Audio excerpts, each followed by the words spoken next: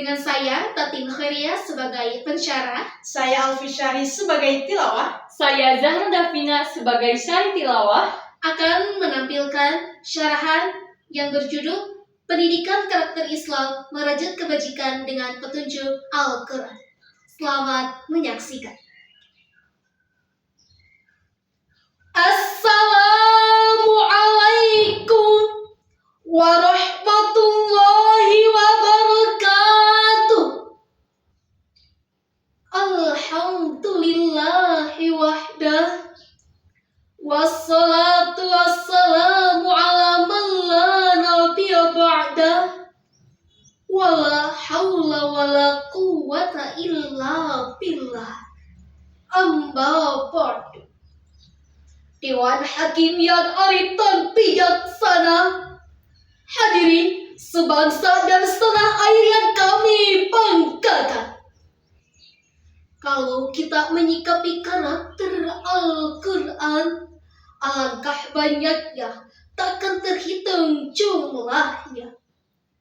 Di antaranya, Al-Quran adalah kitab yang paling lengkap dan sempurna, aktual dan universal, menyeluruh untuk semua lapisan masyarakat. Baik orang Arab atau non-Arab, jelek atau cakep, bodoh atau pintar, semuanya lengkap tentang kebutuhan hidup. Baik hidup berkeluarga, bermasyarakat atau bernegara, dan tetap berlaku sepanjang zaman.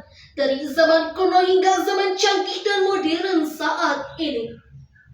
Maka pantas kalau Al-Quran dijadikan sebagai way of life, peraturan, tuntunan, dan pedoman bagi kehidupan manusia. Oleh karena itu, hadirin, pada kesempatan yang ukhra ini, kami akan menyampaikan syarahan Al-Quran yang berjudul Pendidikan Karakter Islam Merajut Kebajikan dengan Petunjuk Al-Quran. Dalam rujukan firman Allah, Quran Surah Yunus ayat 57. A'udzu billahi minasy syaithanir rajim.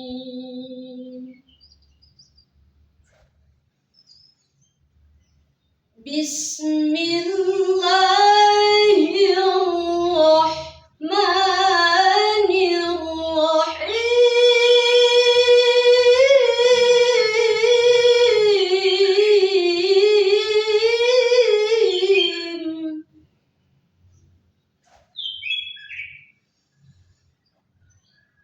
Ya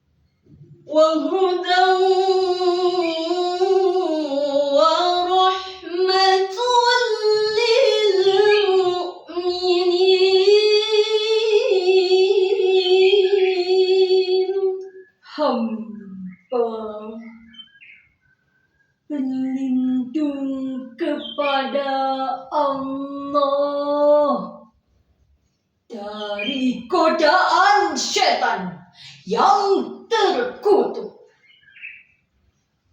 dengan menyebut nama Allah yang Maha Pengasih lagi Maha Penyayang.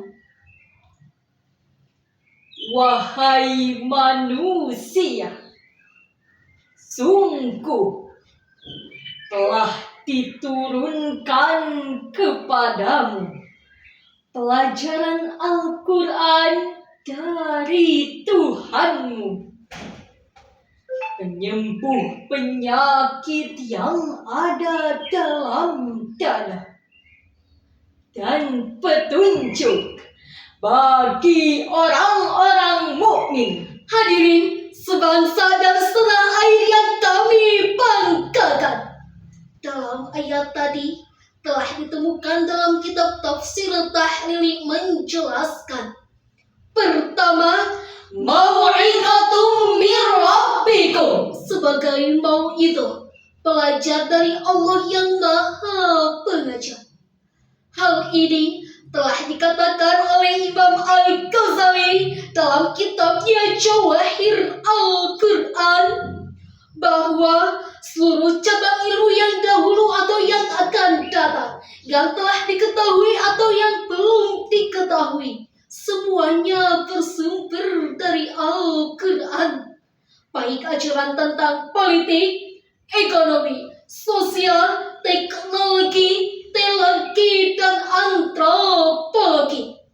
Kedua, wasyifa'ul lima fis sudur sebagai syifa, obat bagi penyakit yang ada di dada atau penyakit lain seperti iri, dengki, resah, susah, dan gelisah. Semua penyakit itu tak ada obatnya kecuali dengan terapi atau resep dari Al-Quran.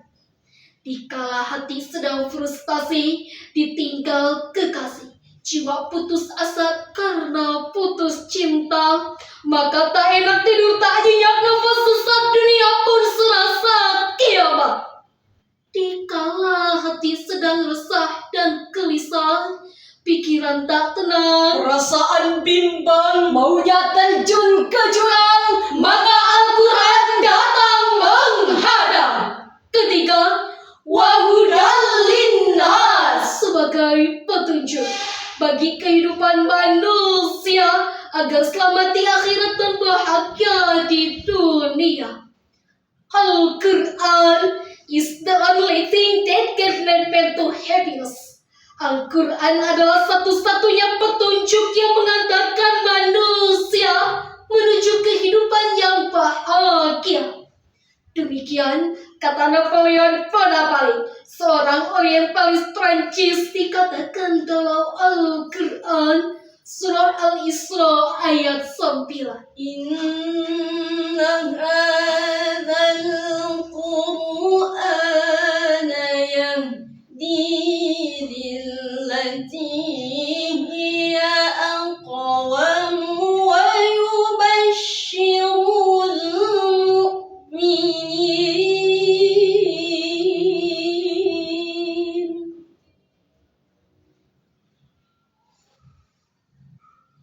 ويبشر المؤمنين الذين يعملون الصالحات